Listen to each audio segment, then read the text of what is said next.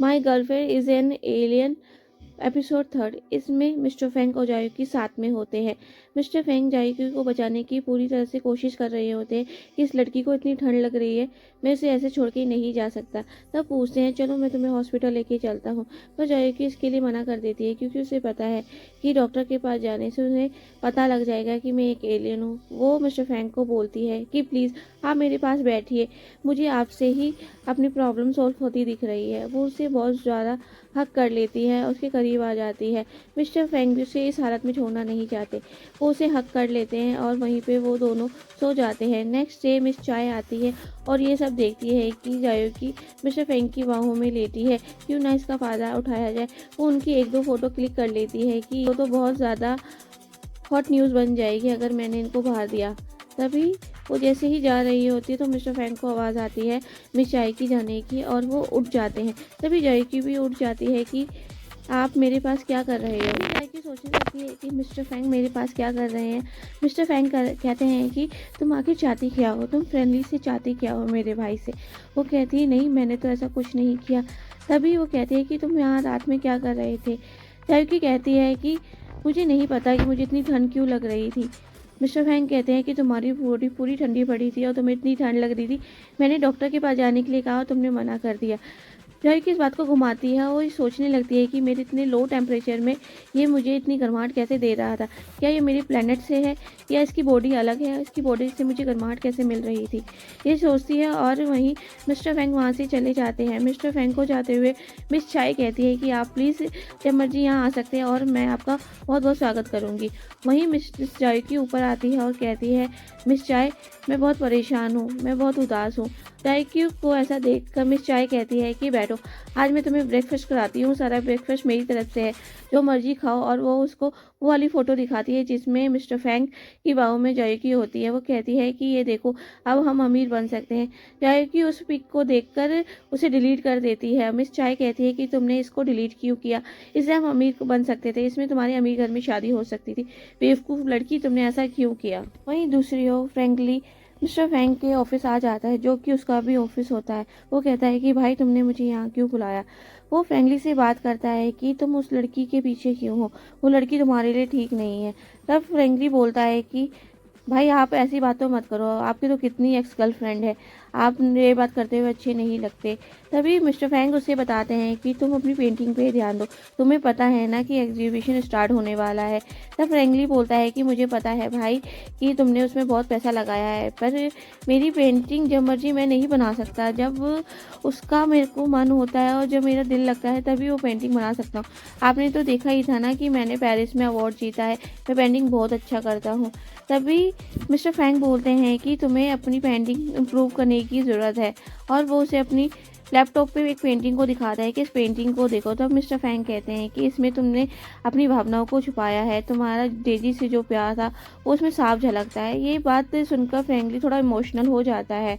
बाद में फिर फ्रेंकली उसे कहता अपने गार्ड्स को बोलता है कि इसे ले जाओ और इसे निगरानी में रखना। तभी फ्रेंकली बोलता है कि बस भाई अब आपकी ज़ोर ज़बरदस्ती नहीं चलेगी और वो उससे फाइट करने लगता है, पर वो फाइट नहीं कर पाता है क्योंकि मिस्टर फैंग तो ऑलरेडी फाइट में मास्टर होते हैं और वो उसको फाइट का जवाब अच्छे से देते हैं। बाद में फ्रेंकली उनसे हार मान लेता है कि बस भाई मैं इसका आंसर नहीं कर सकता, आप मुझे माफ़ कीजिए।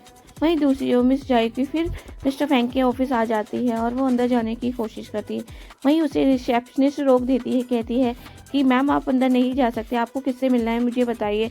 तब जायकी बताती है कि मुझे मिस्टर फैंग से मिलना है, क्या मैं जा सकती हूँ। तभी वो कहती है नहीं मैम आपकी मीटिंग नहीं और मिस्टर फैंग बहुत बिजी होते हो, ऐसे आपसे नहीं मिल सकते। वहीं मिस्टर फैंग फैंगली को लेके बाहर आ जाते हैं और वो उसको ऐसे पकड़ते हुए लाते हैं, जिसे देखकर जायकी खुश हो जाती है कि मुझे फैंगली मिल गया। और फैंगली मिस जायकी को देख के खुश हो जाता है कि तुम यहाँ क्या कर रही हो। तभी वो ऐसी हरकतें करने लगती है जायकी कि मैं इसकी स्किन को चेक करना चाहती हूँ कि इतनी लो टेम्परेचर भी इसकी बॉडी मुझे गर्माहट क्यों दे रही थी, क्या ये भी एक एलियन है, ये भी मेरे प्लेनेट से है। वो उसकी बॉडी को टच करना चाहती है, उसके हाथ को छूना चाहती है कि मैं जान सकूँ। तभी वो कहता है कि ये क्या कर रहा है और फ्रेंकली भाग जाता है और वो मिस्टर फैंग को पकड़ लेती है। मिस्टर फैंग उसे पकड़ के दीवार के सहारे खड़े कर देते हैं। वो कहते हैं कि आखिर तुम चाहती क्या हो? तुम कल रात से बहुत अजीब अजीब हरकतें कर रही हो। तुम समझती क्या हो? तुम कहती हो कि तुम इस दुनिया से नहीं हो। अगर तुम जिस दुनिया से हो अपने प्लेनेट वापस चले जाओ, यहाँ पे तुम्हारी कोई ज़रूरत नहीं है। वो ऐसा सुनती है और फिर वो वहाँ से चली जाती है और मिस्टर फैंग भी वहाँ से चले जाते हैं। जायू की कंपनी से बाहर आकर जा ही रही होती है तो वो कुबरी को उठाने की कोशिश करती है कि कुबरी उठो, मुझे तुम्हारी ज़रूरत है, मेरी मदद करो, उठो। वो बहुत उठाने की कोशिश करती है पर कुबरी को होश नहीं आता क्योंकि वो कई दिनों से बेहोश है। उसे कुछ समझ नहीं आ रहा कि इसे होश में कैसे लिया जाए, पर वो कुबरी की कोई मदद नहीं कर सकती और कुबरी उसकी कोई मदद नहीं कर सकता। तब मिस्टर फैंग किसी कॉन्फ्रेंस के लिए जा रहे होते हैं, तभी उनका असिस्टेंट बोलता है कि ये लीजिए डॉक्यूमेंट। वो डॉक्यूमेंट में देखते हैं कि मिस जायोकी के रेस्टोरेंट का एक डॉक्यूमेंट पड़ा है। वो कहते हैं कि ये डॉक्यूमेंट मेरे इस फाइल में क्या कर रहा है। तब मिस्टर फैंग के असिस्टेंट बोलते हैं कि सर मुझे लगा कि ये डॉक्यूमेंट आपने ही रखा होगा। तब मिस्टर फैंग बोलते हैं कि चाहे जायोकी को हमारी कंपनी में ब्लैक लिस्ट में डाल दो, वो कैसे भी करके हमारे ऑफिस में ना आ पाए। तभी मिस्टर फैंग के असिस्टेंट मिस्टर फैंग को गेस्ट की लिस्ट देते हैं जो एग्जीबिशन में आने वाले हैं। उसमें मिस जियांग का नाम होता है और वो उसको देख के चौंक जाते हैं और कहते हैं मिस्टर फिलर पहले भी आए थे और वो एग्जीबिशन अटेंड करने नहीं अपने स्पेशल दोस्त से मिलने आए थे। वो कहते हैं कि मीटिंग में तुम चले जाओ, मैं फिलर के स्पेशल दोस्त से मिलना चाहूँगा जो कि मिस जियांग है।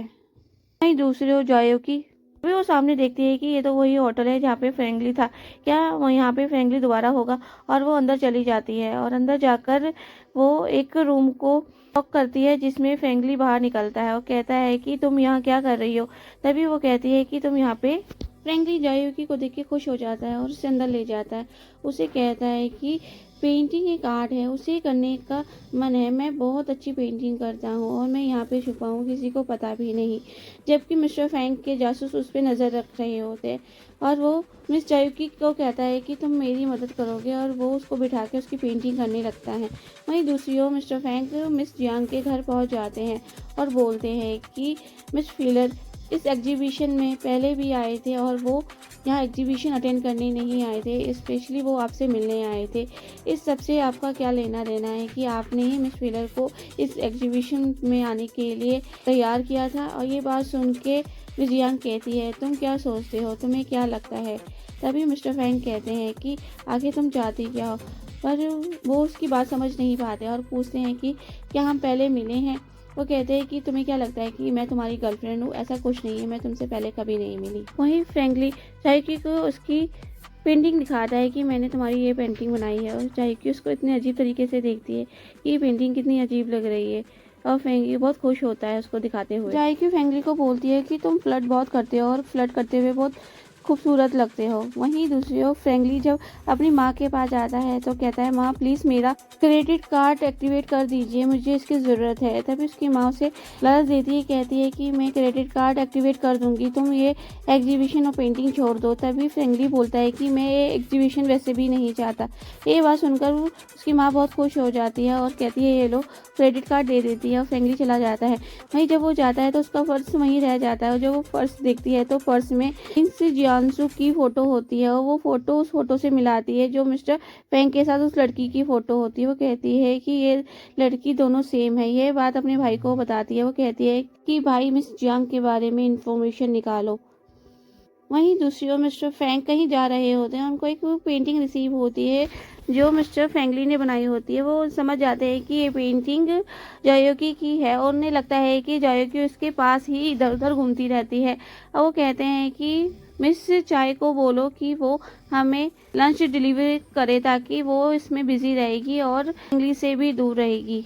मिस चाय जायोकी को बोलती है कि तुम अपना काम अच्छे से करना, ये सारा लंच तुम्हें मिस्टर फैंग के ऑफिस पहुंचा देना और ये स्पेशल लंच जो मैं तुम्हें दे रही हूँ ये मिस्टर फैंग को खिलाना है और तब तक खड़े रहना है जब तक वो खा ना ले, ये तुम्हारी ड्यूटी है। और वो उसे को स्कूटर भी देती है कि तुम इस स्कूटर पर जाओ, डिलीवरी करने में आसानी होगी और उसे बिठा देती है। जबकि जायोकी को स्कूटर चलाना नहीं आता और जैसे ही स्कूटर से जा रही होती है लोगों को रास्ते में बोलती है हट जाओ, सॉरी सॉरी, हट जाओ, सॉरी सॉरी। और वो वहाँ एक गड्ढा होता है, गड्ढे में जाकर गिरने ही वाली होती है। वो सुपर पावर से साइड में चली जाती है जबकि उसके पार्सल के जो जो बॉक्स होते हैं वो उस गड्ढे में गिर जाते हैं। तभी मिस्टर फैंग कहते हैं कि ये लड़की अभी तक आई क्यों नहीं, और वो देखते हैं कि आधे घंटे से वो एक ही जगह पे फंसी हुई है, और मिस्टर फैंग वहाँ पहुँच जाते हैं। तभी वो मिस जायकी को आवाज़ लगा रहे होते हैं। तभी वो कहती है कि मैं यहाँ पर हूँ, और वो कहती है कि आपका खाना सेफ है, पर मेरा एक्सीडेंट हो गया था।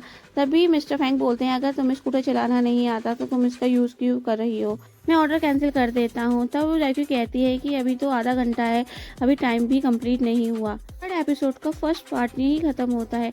आगे के सेकंड पार्ट के लिए प्लीज़ चैनल को सब्सक्राइब कीजिए, लाइक कीजिए, कमेंट कीजिए। Thank you for watching.